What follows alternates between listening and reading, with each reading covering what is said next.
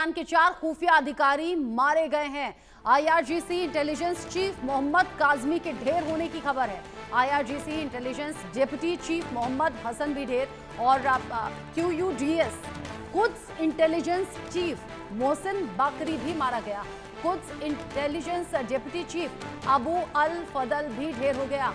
इससे पहले nuclear scientist की मौत हो जाना या फिर ईरानी कमांडर्स का बड़ी संख्या में मारा जाना और अब 4 और बड़े अधिकारियों के मारे जाने की खबर है। दावा IDF कर रहा है कि अभी और तबाही ईरान झेलेगा, अभी और बर्बादी ईरान में देखने को मिलेगी और लगातार आम लोगों से, सिविलियन से कहा जा रहा है कि ऐसे इलाकों को छोड़ दिया जाए जहां जो अगले टारगेट पर हैं, जैसे कि सैन्य ठिकाने, हथियार डिपो या फिर न्यूक्लियर साइट के आसपास अगर लोगों की बसावट है तो उस इलाके को खाली कर दिया जाए। और लगातार ईरान की रीढ़ तोड़ने का काम इजरायल की तरफ से हो रहा है। अब ईरान के 4 खुफिया अधिकारी और मारे जाने की खबर, IRGC intelligence chief Mohammad Kazmi के ढेर होने की खबर, IRGC intelligence deputy chief Mohammad Hassan ढेर, कुद्स इंटेलिजेंस चीफ मोहसिन बाकरी मारा गया और कुद्स इंटेलिजेंस के जो बाकी अधिकारी हैं उनमें भी अब दहशत देखी जा रही है।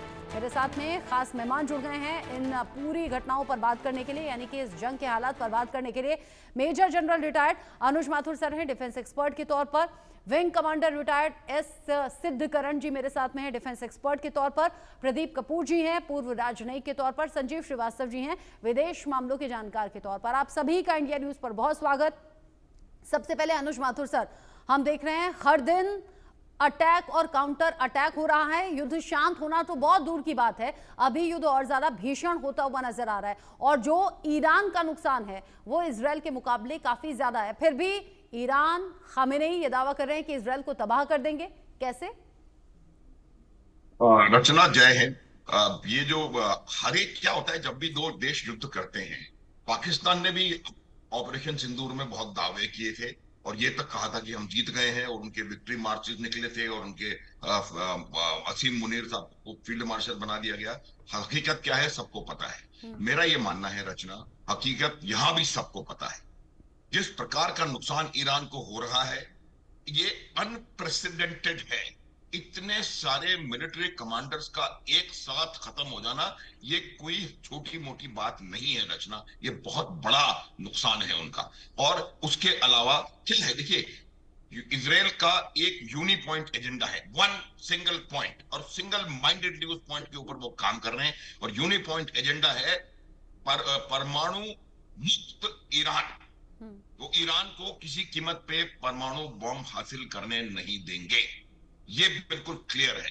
या तो उसके लिए चाहे कोई भी कीमत चुकानी पड़ जाए, ये उनको बिल्कुल साफ है। और इसीलिए आप देखेंगे जो जिस प्रकार से हमले हुए, हमने इस बात पे काफी डिस्कशन आपके चैनल पे कर चुके हैं हम लोग कि किस प्रकार से उन्होंने हमले किए, नातांज में क्या हुआ, खोंदाब में क्या हुआ, और ये तमाम जगह पर IAEA की भी कई रिपोर्ट्स आ रही हैं, तो ये सब हमको पता है। हाँ। देखिए मैं बता रहा हूँ 3 जगह हमला कर रहा है इजराइल, और वो 3 जगह है परमाणु संयंत्र, जो उनका हार्डवेयर है, जो उनका इंफ्रास्ट्रक्चर है, उसको स्ट्राइक कर रहा है।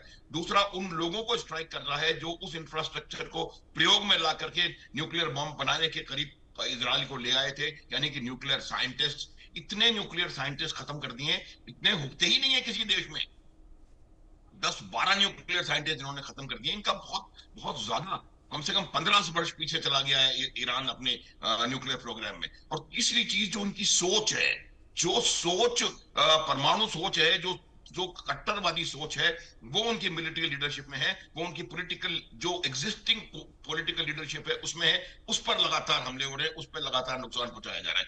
तो जो क्वालिटेटिव नुकसान ईरान का हो रहा है वो कहीं कहीं कहीं ज्यादा है इजराइल के मुकाबले। अब ईरान जो है वो अलग अलग किस्म की धमकियां देने पे उतर आए हैं। उन्होंने कहा कि पाकिस्तान जो है वो हमला एटॉमिक मदद करेगा।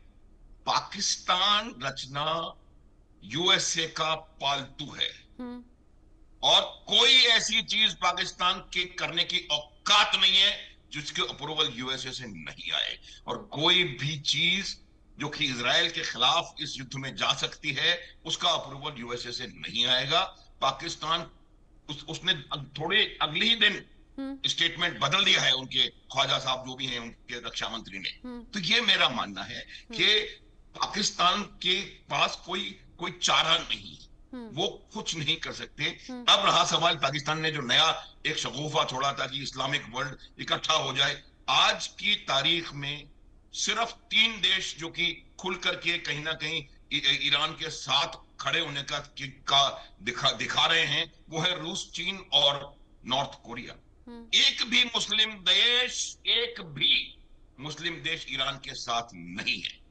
तो ये जो मुस्लिम एकता की और भाईचारा और ब्रदरहुड और ये हुड और वो मुड, और ऐसा होता भी है युद्ध की स्थिति में, बहुत से ऐसे देश हैं जो साथ देने की बात करते हैं या दावा करते हैं, लेकिन असल में जब जरूरत होती है तो कदम पीछे हो जाते हैं। और ये हर कोई जानता है कि आज का युग युद्ध का नहीं है और युद्ध में कोई खुद को झोंकना नहीं चाहता। लेकिन पाकिस्तान पिछले दिनों युद्ध को भड़काने का काम जरूर कर रहा था, फिर परमाणु जो हथियार हैं वो देने का दावा किया गया और फिर उस बयान को पीछे भी ले लिया गया। ये हमने देखा सुना। इन सब के साथ ही इजरायल पर ईरान ने फिर से कर दिया है मिसाइल अटैक।